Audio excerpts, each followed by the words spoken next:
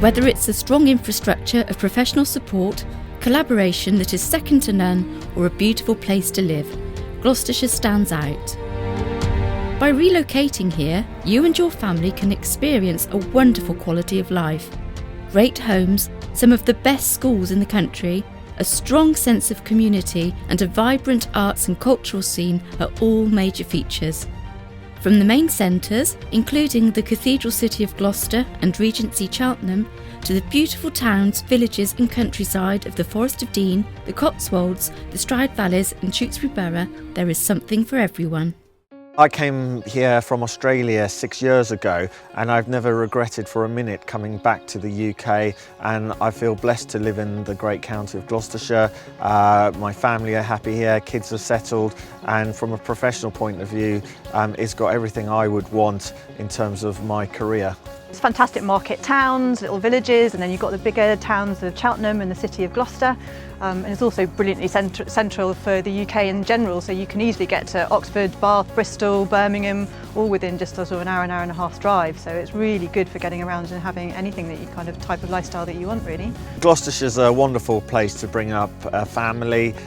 Great schools here, between state schools, private schools and quite a lot of grammar schools. Lots of activities. My kids love sports, particularly rugby. So great that we've got Gloucester Rugby Club. I think it's fantastic at any stage in life. There might be a bit of a perception of the countryside being predominantly for older people, but actually it's not the case. There's a really brilliant breadth of people. There's lots of sporting things to do, lots of entertainment, brilliant festivals. Having that mix of city with theatres and cinemas and restaurants, and having the countryside is just fantastic. You can stay well connected too. Gloucestershire's proximity to the main transport network means you're in easy reach of Bristol, Cardiff and Birmingham, with excellent motorway and rail links to London, the South East and the North. We recognise the pressures in primary care, but in Gloucestershire we're all in it together, committed to doing our bit to find shared solutions and make this a rewarding profession. That strong sense of community in Gloucestershire extends to healthcare. Our county-wide CCG and LMC are bound by a common purpose to support local practices and doctors. The local medical committee in Gloucestershire works very well with the GP population. We're fortunate in having a representative for every single area in Gloucestershire, which means that all the GPs in the county have good access to a local rep who can help them. In Gloucestershire, we're moving forward together. And I think that that is one of the big selling points, if you like, of coming to Gloucestershire. We have established practices, they are well resourced, we have a very good high training ratio of practices, and we work well together. And I think anyone coming to Gloucestershire and practicing in Gloucestershire will not be disappointed. We have good links with the CCG. They send representation to all the local medical committee meetings and are working together in partnership with the LMC to provide the best care that we possibly can for patients. The CCG in Gloucestershire was one of the first in the country with full delegated commissioning responsibility and is actively helping its member practices to recruit, retain and return GPs and strengthen the wider primary care workforce. As a CCG, we are very supportive of primary care and all our member practices. We work very closely with them and we have a strong primary care team. Our GPs and our practice managers know that they can pick up the phone at any time to speak to any of our managers. We're able to support them with a number of their issues, whether it be premises issues or recruitment issues, and help them with their workload. We recognise there are challenges affecting primary care. We're trying to do some local solutions. So for instance, we're looking at working out a portfolio career for GPs who are considering retiring or leaving the profession early. We're also looking at working closely with GPs who have just qualified and maybe linking them in with one or two practices and offering mentoring and support in their career. Gloucestershire has been approved for a community education provider network, a training hub, to support the education and training needs of the whole primary care workforce. Building on the existing popular and successful GP training scheme, Gloucestershire also benefits from an in-county postgraduate education system and training practices with excellent reputations. In Gloucestershire we have a very supportive, very engaged, truly clinically led CCG, and there is so much support available for education, both of trainees and of post-CCT GPs. We are extremely collaborative. I'm very proud to say that 50% of our practices are indeed training practices, which is a great statistic. We've also been recently awarded the status of being able to hold a community education provider network. We want to recruit GPs to our beautiful area. We want to retain them, the trainees after they've qualified, and we want to enable people to return to general practice who have taken some time out.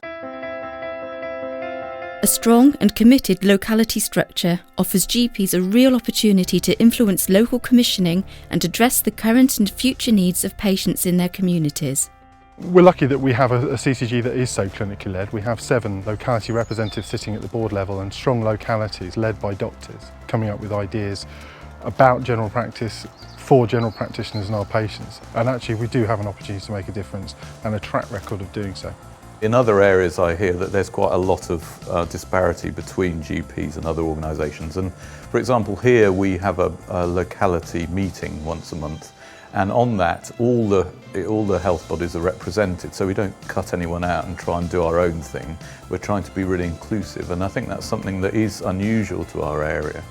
And what that means is when you start meeting people, you start forming relationships with them, and that actually much improves patient care. If you're interested in service redesign, if you're interested in commissioning, if you're interested in having an effect outside of or at a wider level than just your practice, Gloucestershire's definitely the place to come. You get to shape local services much more so than I thought would be possible. So what that means, for example, if something's not working very well for patients, you can say, hang on, this isn't working well, we need to change it really and make it better so that patients get better services. There's a good sort of track record, if you like, of cooperation, and that's stood us in pretty good stead, particularly in more difficult times for GPs like now. We can actually get together and share experiences and that sort of thing.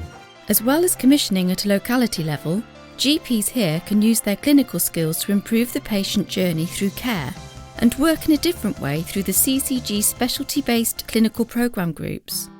We've actually split health into 23 clinical areas, what we call clinical programme groups.